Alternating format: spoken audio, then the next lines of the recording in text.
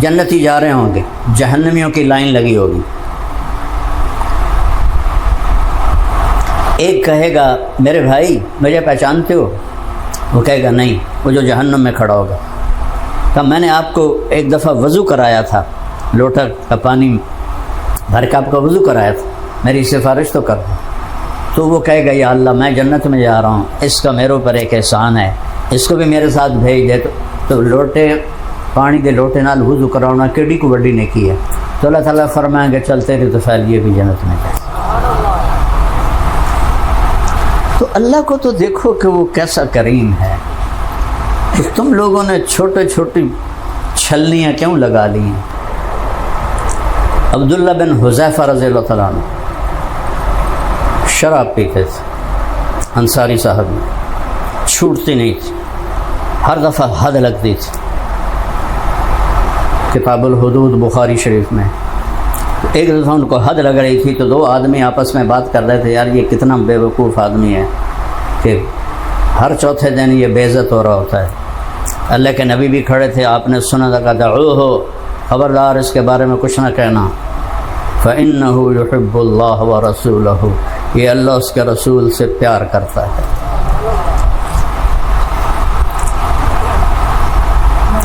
یہ ہے میرے نبی کے اصول،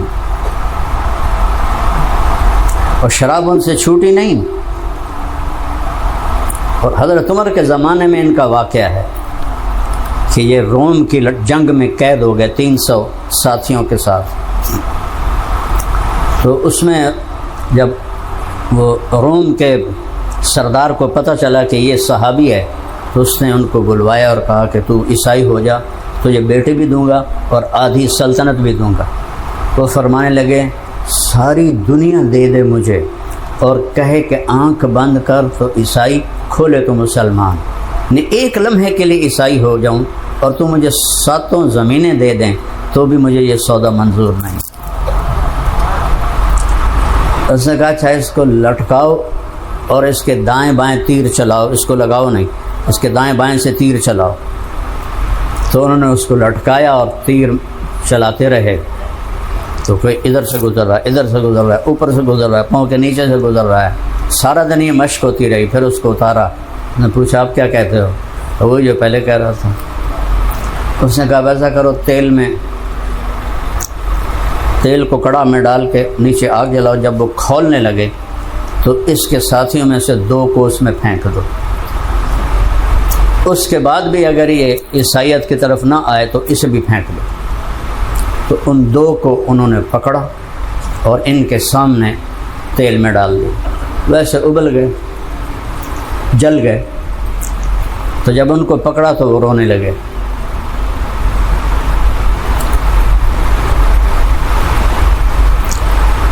تو انہوں نے اس سردار کو پیغام دیا کہ رو رہا ہے، لگتا ہے ڈر گیا ہے۔ تو رومی سردار نے بلایا، کہا اب کیا خیال ہے؟ کہا وہی جو پہلے ہے۔ کہا تو روئے کیوں ہو؟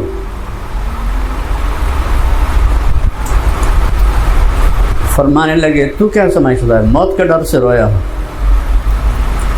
اس نے کہا ہاں۔ نہیں، میں اپنی بے بسی پہ رویا۔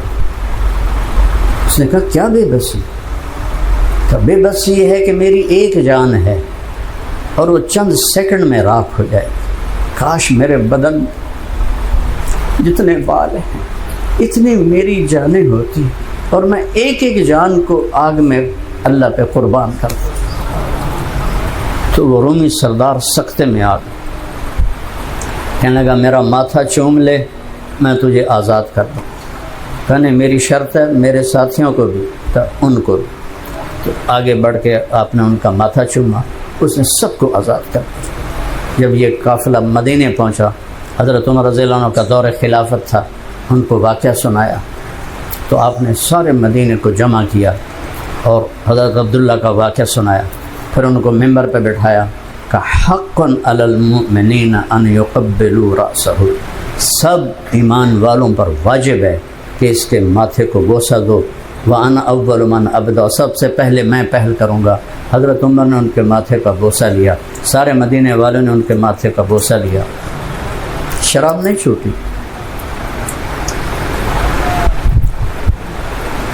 جس سے اللہ کام درگزر کرنا، یہ مزاج شریعت ہے. یہ پکڑ دھکڑ یہ تو مدرسوں کا کام ہے، خانقاہی مزاج ہے یہ. اور میں مدرسے بھی تو چلاتا ہوں پچھلے 25 سال سے. یہ مدرسے کا نظام ہے. اب اس کو نکال دو، یہ باقیوں کو بھی خراب کر رہا ہے. اس کو نکال دو، یہ پڑھتا نہیں ہے، چلتا نہیں ہے. تبلیغ تو نبی کا کام ہے. نبی کا مزاج کدھر ہے؟ پیٹرول والی گاڑی میں ڈیزل ڈالو گے تو چلے گی. میں فیصل آباد سے گھر جا رہا تھا جب یہ موٹر وے نہیں تھا، تو وہ آگے ایک چوک پہ ہمارے ساتھی ہے، میرے دوست ابو بکر، اس کا پیٹرول پمپ. تو وہ ڈرائیور نے دیکھا نہیں، میں تو ویسے نہیں دیکھتا، تو اس نے ڈیزل والے وہ جو تھا ہم اس کے سامنے گاڑی کھڑی کر دی اور اس نے ڈیزل بھر دیا. وہ تھی کراؤن تھی بڑی پیٹرول والی. وہ سٹارٹ ہو کے جب ہم نے پیٹرول پمپ کا فرش پار کیا تو بند ہو گئی. میں کہا کیوں ہے؟ جی بھلی پہ گیا. میں کہا کیوں ہے؟ کہ جی لگتا ہے میں ڈیزل پوا بیٹھا. میں کہا تیرا بیڑا غرق ہو گیا. میں نے کسی بس سے چڑھے سے کی کر سیں. پھر میں نے ابو بکر کو فون کیا، وہ اپنی گاڑی لے کر آیا. وہ مجھے چھوڑنے گاؤں گیا اور اس نے وہیں وہ ساری گاڑی صاف کروائی، ڈیزل نکلوایا، پھر اس میں پیٹرول ڈالا، پھر وہ شام کو پہنچا. تو دعویٰ کرتے ہو یہ نبی والا کام ہے. یہ تو چلتا ہے پیٹرول سے، تم اس میں ڈیزل ڈال کے چلا رہے، کیسے چلے گا؟ نہ صفات رہیں، نہ وہ حسن میں رہیں شوخیاں، نہ وہ عشق میں رہیں گرمیاں، نہ وہ غضب میں تڑپ رہی، نہ وہ خم ہے زلف ایاز میں. نہ تو اپنے نبی کی زندگی پڑھتے ہو. حیات الصحابہ تمہارے لیے لکھی مولانا یوسف نے، وہ نہیں پڑھتے ہو. میں واحد آدمی ہوں جس نے 5 دفعہ حیات الصحابہ پڑھی، تینوں جلدیں. صحابہ کو پڑھو گے، نبی کی زندگی کو پڑھو گے تو پھر پتہ چلے گا کیسے چلنا ہے.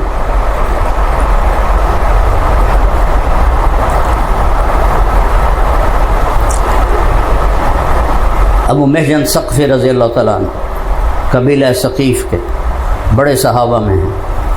شراب کی عادت تھی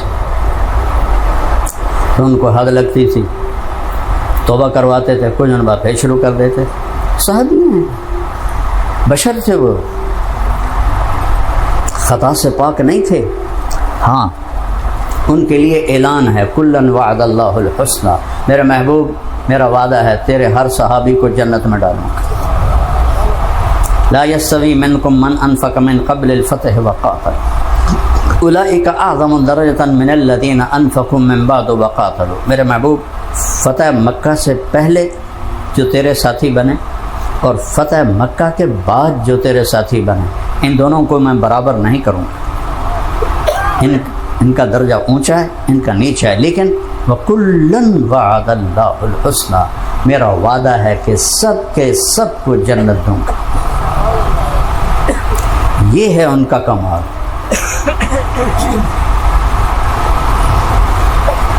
نہ معصوم تھے نہ محفوظ تھے، وہ مغفور تھے، اللہ نے بخش دیا. تو حضرت عمر کے زمانے میں ایران میں فیصلہ کن جنگ تھی، قادسیہ 9 دن چلتی رہی، اور سعد بن ابی وقاص رضی اللہ تعالیٰ عنہ لشکر کے امیر تھے، اور 36,000 کا لشکر تھا، اور ایرانیوں کا 1.5 لاکھ کا لشکر تھا. ان کا سالار رستم تھا اور ادھر حضرت سعد تھے.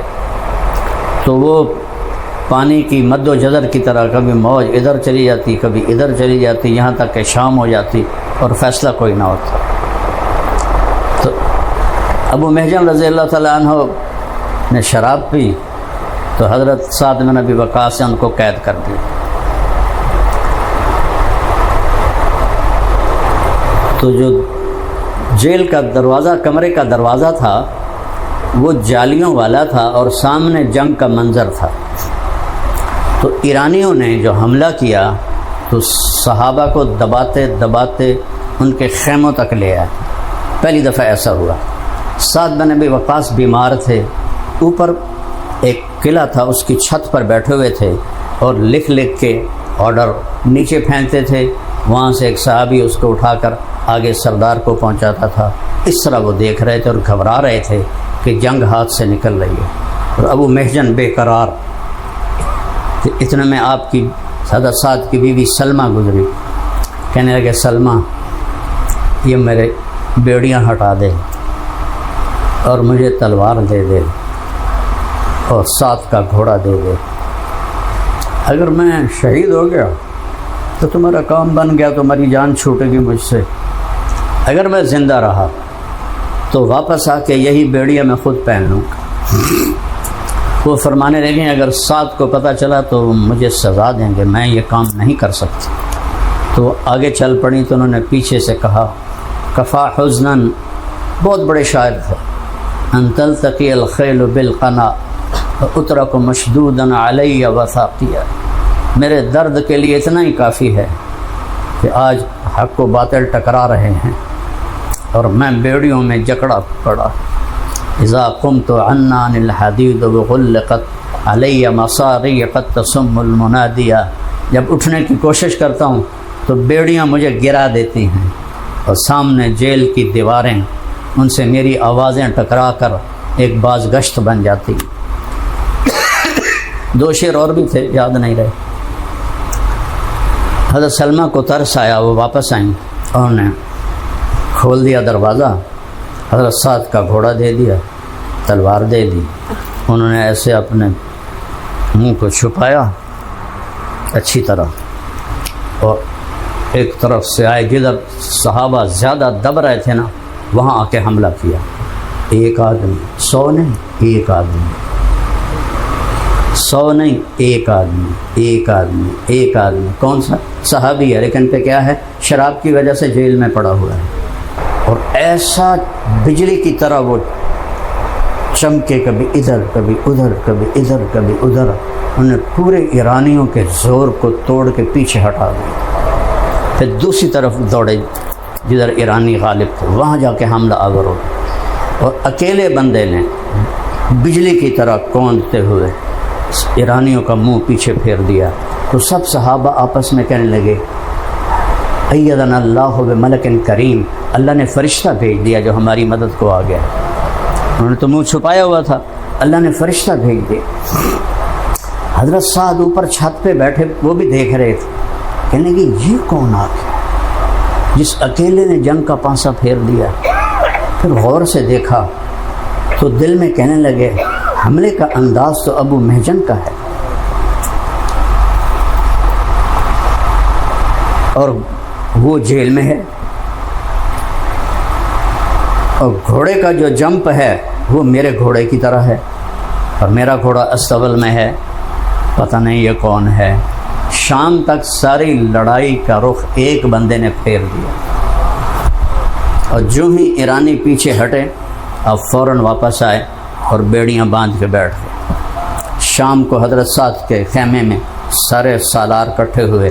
سب کی زبان پہ تھا اگر آج اللہ فرشتے کو نہ بھیجتا تو ہماری شکست یقینی تھی. کوئی بھی اس کو انسان ماننے کے لیے تیار نہیں تھا. جب سارے چلے گئے تو میاں بیوی اکیلے ہوئے. تو حضرت سلمہ نے حضرت سعد سے پوچھا آج جنگ کیسی رہی؟ تو کہنے لگے آج تو بس اللہ نے مدد کی، کوئی فرشتہ تھا جو اس نے بھیج دیا جس کی وجہ سے جنگ کا پانسا پلٹ گیا. پر مجھے شک پڑتا تھا کہ السولۃ سولۃ ابی محجن، حملے کا جو انداز ہے وہ ابو محجن کا ہے. والوثبۃ وثبۃ فرسی، اور گھوڑے کی کا جو جمپ ہے وہ میرے گھوڑے جیسا ہے. پر ابو محجن جیل میں، میرا گھوڑا اسبل میں، پتہ نہیں کون تھا. تو سلمہ کہنے لگی اگر میں آپ کو صحیح بتاؤں مجھے سزا تو نہیں دیں گے؟ کہنے لگے نہیں. کہا وہ ابو محجن ہی تھا. ابو محجن بے اصول ابو محجن ہی تھا. کس کے ساتھ اللہ کا کیا تعلق؟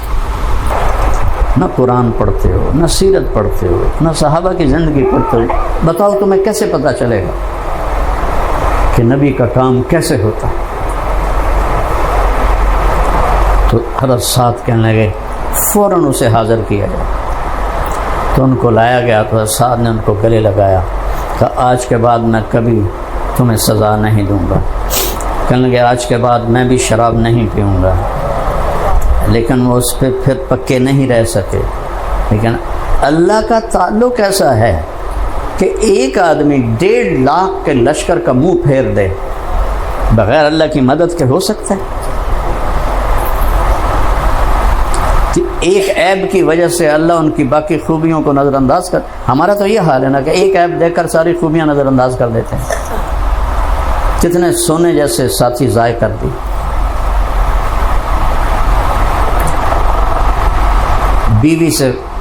بیوی سے خامن چاہتا ہے پوری میری مان کے چلے، ایک بات میں اوپر نیچے ہو جائے تو اس کی سختی آ جاتی۔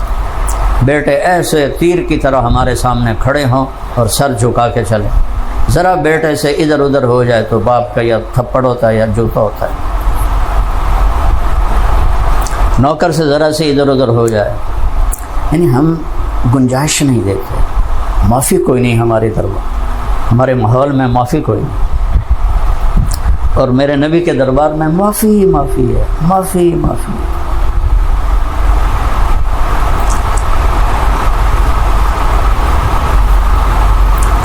ایک عورت آئی مکہ سے، اس کا نام تھا سلمہ، یہ آپ کے خاندان کی باندی تھی، بنو عبد مناف کی، اور آزاد کر دیا تھا۔ وہ طوائف تھی، گاتی تھی۔ وہ آ گئی مدینے اور آپ سے کہنے لگی بھوک سے مر گئی ہوں، میری مدد کرو۔ کون ہے؟ طوائف۔ آج کے کوئی پیر صاحب ہوتے، کوئی تبلیغی صاحب ہوتے تو کہتے اس کو باہر چھوڑ کے آؤ۔ آپ نے کہا کلمہ پڑھتی ہو؟ سنو۔ انہوں نے کہا نہیں پڑھتی۔ اب تو بنتا تھا کہ اب کہتے دفع ہو جا۔ پھر آپ نے کہا تو بڑی گانے والی تھی، تو مکے والوں نے تیرا گانا سننا چھوڑ دیا؟ کہاں جب سے بدر میں بڑے سردار قتل ہوئے وہ میرا گانا نہیں سنتے، اس لیے مجھے بھوک آ گئی۔ آپ نے کہا میں بنی عبد مناف کو حکم دیتا ہوں اس عورت کی جھولی بھر دو۔ یہ کیوں کہا؟ بنی عبد مناف سے کہتا ہوں، اپنے خاندان سے، کہ کسی کے دل میں یہ نہ شیطان ڈال دے کہ اللہ کا نبی ہمیں طوائف کی مدد کرنے کو کہہ رہا ہے۔ ان کو اس شبے سے بچانے کے لیے اس کا صرف میرے خاندان کو حکم ہے اس عورت کی جھولی بھر دو۔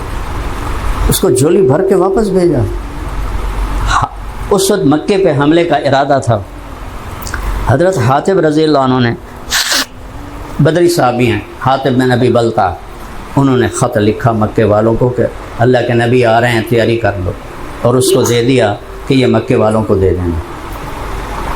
تو اس نے اپنے بالوں میں چھپا کے وہ چل پڑی۔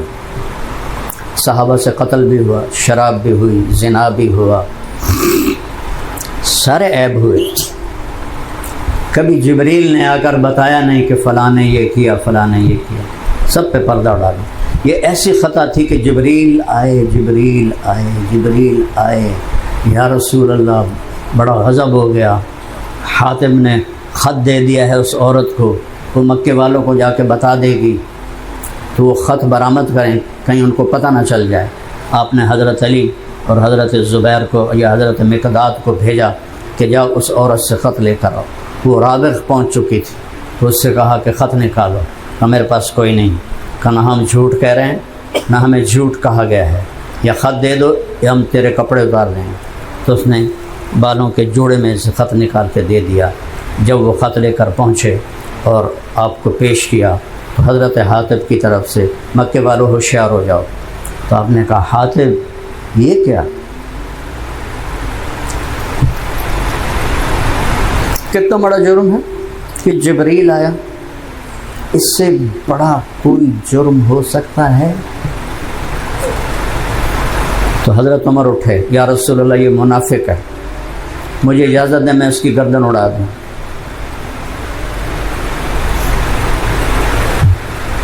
جج مجرم کے لیے وکیل صفائی بن گیا. کبھی پڑھو تو تمہیں پتہ چلے. آپ نے کہا عمر تمہیں پتہ نہیں یہ کون ہے؟ یہ بدری آدمی ہے، بدری، اور میرے اللہ نے مجھے کہا ہے بدر والوں جو مرضی کرو تمہیں معاف کر دیا ہے. حضرت عمر شرمندہ ہو کے بیٹھ گئے. ہم نے کہا حاتب یہ کیا ہے؟ کہ یا رسول اللہ جلدی نہ کریں، مکے میں میرا کوئی نہیں ہے، میرے بیوی بچے مکے میں ہیں، یہ جو آپ کے ساتھی بیٹھے ہیں ان کے سب کے رشتہ دار مکے میں موجود ہیں. آپ جب حملہ بھی کریں گے تو وہ ان کے رشتہ دار ان کے بھی بچوں کی حفاظت کریں گے. میرا کوئی رشتہ دار نہیں. مجھے پتہ تھا مکے والوں کو پتہ چل جائے پھر بھی آپ کی فتح ہے، نہ پتہ چلے پھر بھی آپ کی فتح ہے. میں نے سوچا میں ان پہ ایک احسان کر دوں تاکہ وہ میرے بچوں کی حفاظت کریں. آپ نے فرمایا اللہ اس کا رسول تیرا عذر قبول کرتے. یہ تبلیغ کا مزاج. تبلیغ کا کام تو تب نبوت والا بنے گا جب نبوت کا مزاج بھی سمجھو.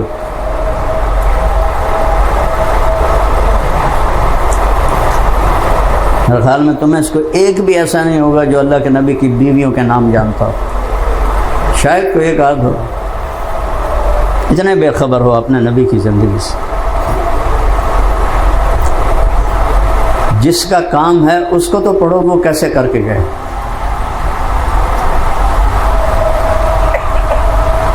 ایک سفر سے واپس آ رہے ہیں جہاد کا، دوپہر کو آرام کے لیے لیٹ گئے، تلوار لٹکا دی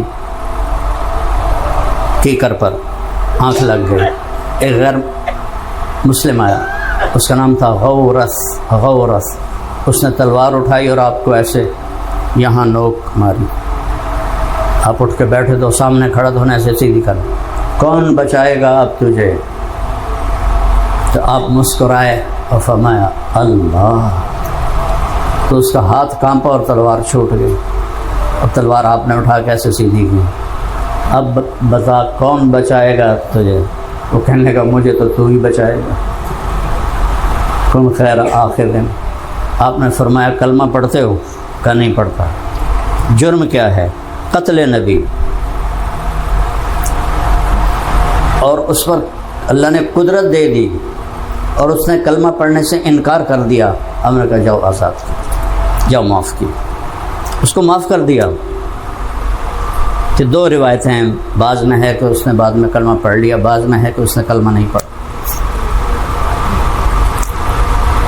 میرے بھائیو اپنے ساتھیوں کی خوبیاں دیکھو، کمیاں نہ دیکھو. وہ اللہ ہے. جب اللہ پردہ پوشی کرتا ہے تو آپ کیوں دوربینیں لگا کے دیکھتے ہو؟ کیوں اللہ نے زنا پہ 4 گواہ مانگے؟ آج تک 1447 سال میں ایک حد گواہوں پہ نہیں لگی. پھر ان پر حد لگاؤ. پوری تاریخ میں ایک حد گواہوں پہ نہیں لگی، ذاتی اقرار پر لگی ہے. یہ چھپانے کے لیے ہے. مزاج شریعت چھپانا ہے. ماعز اسلمی آتے ہیں، یا رسول اللہ طہرنی زنیت، میں نے زنا کیا ہے مجھے پاک کریں. تو آپ کہتے پکڑو اس سے اور لگاؤ حد. آپ نے منہ ادھر پھیر لیا کہ جاؤ جاؤ تو نے کوئی نہیں کیا. آپ کو پتہ تھا کیا. وہ یہاں سے اٹھ کے ادھر آ گیا، یا رسول اللہ طہرنی قد زنیت، مجھے پاک کرے میں نے زنا کیا. آپ نے منہ ادھر پھیر لیا، جاؤ جاؤ تو نے کوئی نہیں کیا. اور پھر یہاں آ گیا، یا رسول اللہ طہرنی قد زنیت، مجھے پاک کرے میں نے زنا کیا ہے. آپ نے پھر منہ ادھر پھیر لیا، نہیں کیا جاؤ جاؤ نہیں کیا. ہائے ہائے. جب انہوں نے چوتھی دفعہ بھی کہہ دیا تو 4 گواہ کے برابر ہو گیا نا. تو پھر آپ نے کہا یہ پاگل تو نہیں؟ اللہ کی قسم کو ایک بھی کہتا یہ پاگل ہے تو آپ اس کو بھگا دیتے. صحابہ نے کہا جی نہیں.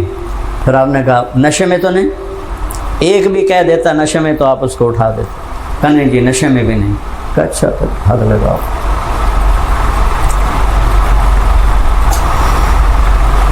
کہ پہلے گئے ابو بکر کے پاس کہ میں نے یہ کیا ہے. ان کا اللہ نے چھپایا ہے, توبہ کر بس کافی ہے. پھر قرار نہیں آیا. پھر گئے عمر کے پاس, کہا عمر مجھ سے یہ ہو گیا ہے. کب توبہ کر, اللہ نے چھپایا ہے بس یہیں رکھ. پھر چین نہیں آیا. پھر گئے ثابت بن حزال کے پاس, وہ انصاری تھے. کہا ثابت مجھ سے یہ ہو گیا. انہوں نے کہا جا اللہ کے نبی کو بتا دو. اس پر حد لگی تو آپ نے ثابت بن حزال کو گلا دیا, لو سترتہ بثوبک, کاش تو اسے اپنی چادر میں چھپا لیتا اور میرے پاس نہ بھیجتا.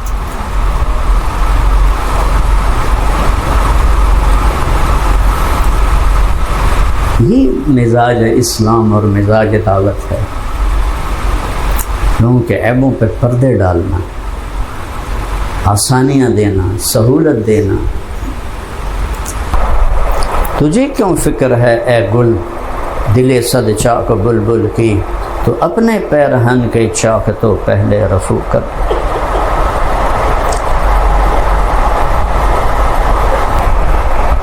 اپنے نبی کی زندگی پڑھو. اقرا, پہلا حکم آیا ہے اقرا. اقرا کا مطلب ہے سمجھ کے پڑھنا. اتلو, اتلو کا مطلب ہے دے سمجھے پڑھنا یا سمجھ کے پڑھنا. اقرا سمجھ کے پڑھ میرے نبی. بسم ربک الذی خلق, یہ تو امت ہے ہی اس کے لیے.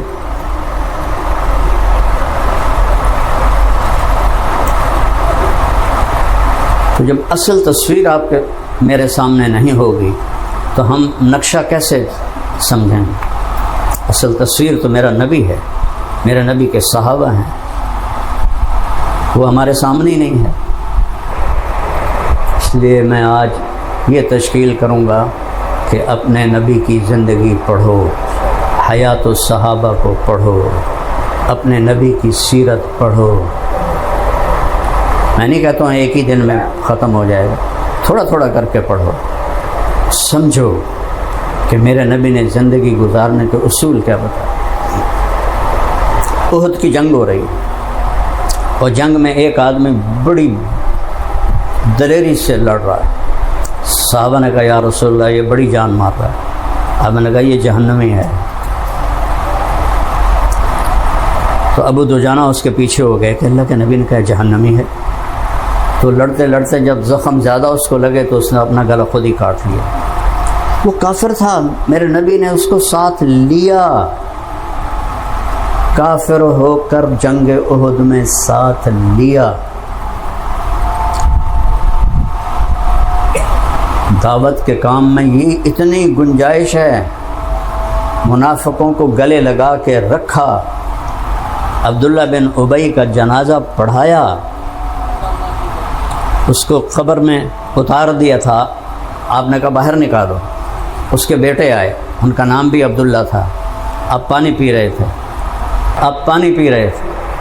تو عبداللہ کہنے لگے یا رسول اللہ تھوڑا سا بچا دیں. آپ نے کہا کیا کرو گے؟ کہ اپنے باپ کو پلاؤں گا, شاید کلمہ پڑھ لے. تو وہ بچا ہوا پانی گلاس میں لے کر آیا, کہنے لگا یا ابت عشق, ابا یہ پی لو. تو وہ کہنے لگا یہ کیا ہے؟ کہ یہ اللہ کے نبی کا بچایا ہوا جھوٹا پانی ہے, پی لے شاید تیرے اندر ایمان آ جائے. کہنے لگا اگر اپنی ماں کا پیشاب لے وہ پی لوں گا, یہ نہیں پیوں گا. ٹھیک ہے. وہ واپس گئے. یا رسول اللہ وہ حد کراس کر گیا میرا باپ, مجھے اجازت دے میں اسے قتل کر دوں. آپ نے کہا نہیں, تیرا باپ ہے, اس کی خدمت کر. میں نہیں چاہتا لوگ کہیں محمد اپنے ساتھیوں کو قتل کرواتا ہے. آپ نے تو اس کو نہیں چھوڑا. اور جب وہ مر گیا تو حضرت عبداللہ آئے, یا رسول اللہ اپنا کرتا تو دے دیں, شاید میرے باپ کی بخشش ہو جائے. آپ نے کرتا اتار کر اس کو دے دیا. آپ کو پتہ ہے یہ کون ہے؟ اللہ بھی بتا رہا ہے یہ کون ہے. پھر کہا یا رسول اللہ جنازہ پڑھا دیں. آپ نے کہا پڑھا دیں. آ کے جنازے پہ کھڑے ہو گئے. حضرت عمر سامنے کھڑے ہو گئے. کس کا جنازہ پڑھا رہے ہیں؟ آپ کو معلوم نہیں؟ کہا معلوم ہے. کہ پھر کیوں پڑھا رہے ہیں؟ کہ میرے اللہ نے کہا ہے ان کے لیے تو استغفار کر یا نہ کر, میں معاف نہیں کروں گا. تو اللہ نے کہا کر یا نہ کر, تو مجھے اختیار دیا تو میں کرتا ہوں، شاید اللہ معاف کر دے۔ جنازہ پڑھا، جب وہ قبر میں اتارا گیا تو آپ نے کیسے باہر نکالو، باہر نکال کے اپنے رانوں پہ رکھا اور اپنے منہ سے لعاب نکال کے اس کے منہ میں ڈالا، شاید بخشش ہو جائے۔ 100 منافقوں نے نقد کلمہ پڑھا، 100 منافقوں نے۔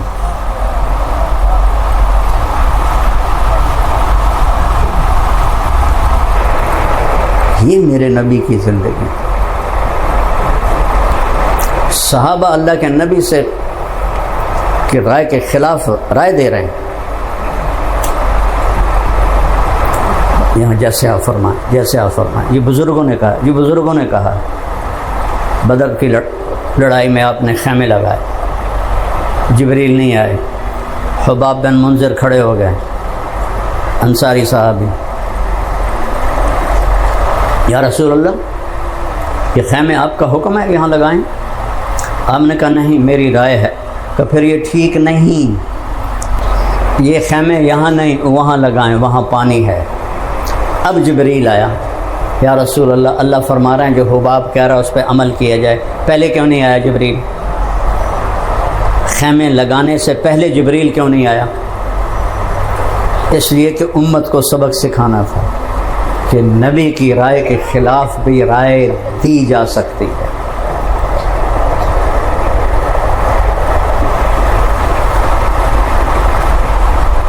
آپ نے یہ نہیں کہا تو میں نبی ہوں تو میری رائے کے خلاف بات کرتا ہے۔ جبریل آ گئے، حباب ٹھیک کہہ رہا ہے۔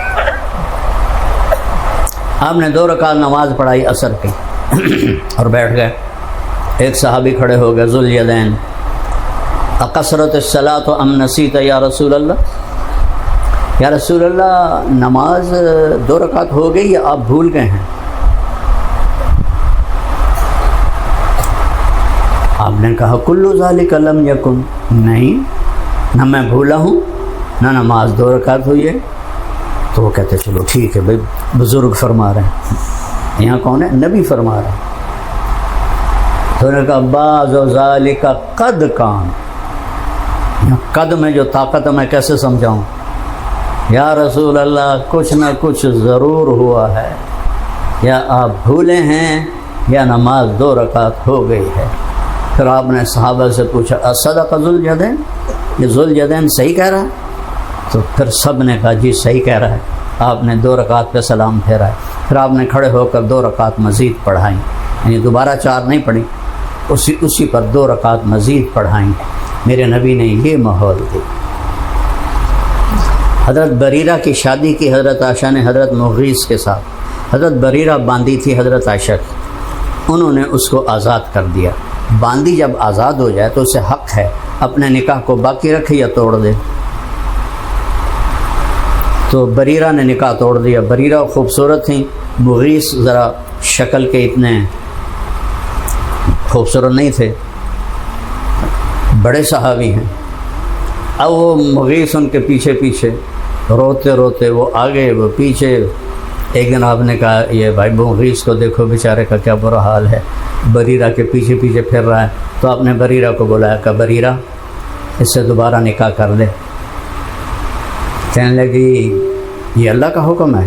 کہا نہیں۔ کہ آپ کا حکم ہے؟ کہا نہیں، میری رائے ہے کہ پھر مجھے کوئی ضرورت نہیں ہے، میں نہیں کرتی۔ تو آپ کہتے دیکھو یہ بڑوں کی نہیں مانتی، کتنی گستاخ ہے۔ آپ نے کہا ٹھیک تیری مرضی ہے، نہیں کیا۔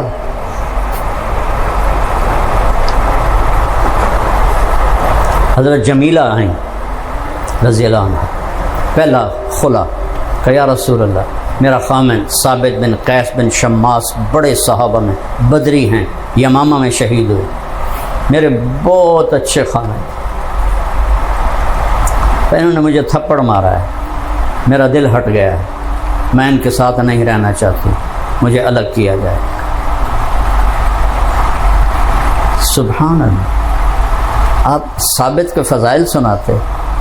آپ نے کہا جو ثابت نے تجھے مہر میں باغ دیا ہے واپس کرتی ہو؟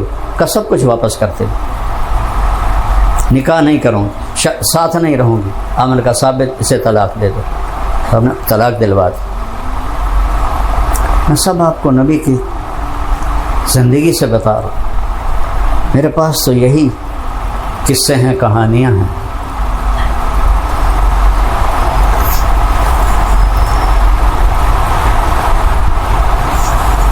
تو میرے بھائیوں، لوگوں کی قدر کرنا سیکھو. عیب کو چھپا کے اپنے دوستوں کے ساتھ چلنا چلانا سیکھو. جس مالک نے حساب لینا ہے وہ بہت کریم، بہت مہربان ہے. معاف کرنا سیکھو، درگزر کرنا سیکھو. چور کے ہاتھ کٹنے پر آپ رو رہے تھے تو صحابہ نے فرمایا یا رسول اللہ آپ کیوں رو رہے ہیں؟ کہا میرے ساتھی کا ہاتھ کٹا ہے، کیسے نہ روں. کہنے لگے آپ نہ ہاتھ کٹواتے. کہا وہ شریعت تو میرے اللہ کی ہے، تو اللہ کی حد تھی، میں نے پوری کرنی تھی، لیکن تمہیں عقل نہیں آئی کہ میرے پاس اسے نہ لاتے، خود ہی اپنے پاس اس سے توبہ کرا کے کام ختم کر دیتے، میرے پاس کیوں لائے تھے؟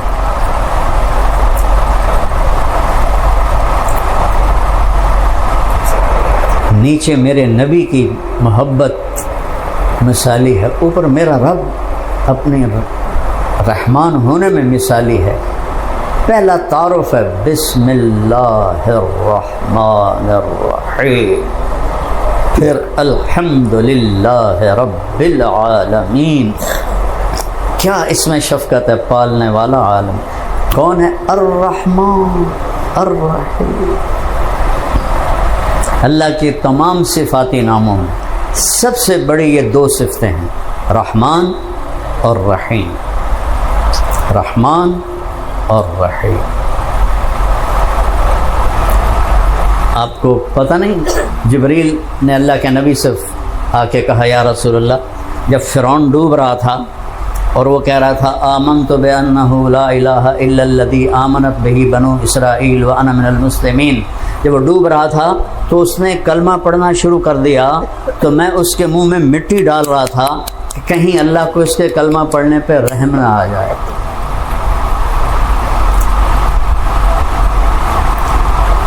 قارون جب زمین میں دھنستا تھا موسیٰ علیہ السلام کی بد دعا پر، تو انہوں نے کہا موسیٰ مجھے معاف کر دو. انہوں نے کہا اور پکڑو، زمین سے کہا، وہ یہاں تک چلا گیا. کہا موسیٰ مجھے معاف کر دو. انہوں نے کہا اور پکڑو، وہ یہاں تک آ گیا. انہوں نے کہا مجھے معاف کر دو. کہا اور پکڑو، وہ یہاں تک آ گیا. کہا موسیٰ معاف کر دے. کہا اور پکڑو، اندر چلا گیا. جبریل آ گیا، یا موسیٰ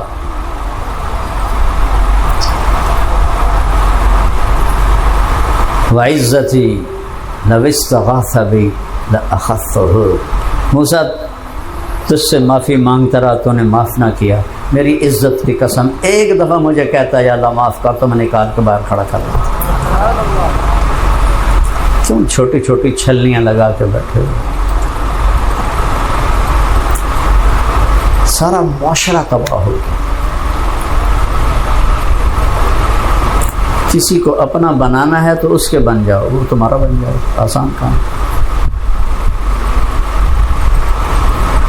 ہر ایک کا جذبہ ہے کہ ہماری مانی جائے، اس سے بات خراب ہو جاتی. احباب جمع ہے میر، حال دل کہہ لے. احباب جمع ہے میر، میر تک میر. احباب جمع ہے میر، حال دل کہہ لے، پھر التفات دوستاں رہے نہ رہے. تو فقیرانہ آئے صدا کر چلے، میاں خوش رہو ہم دعا کر چلے.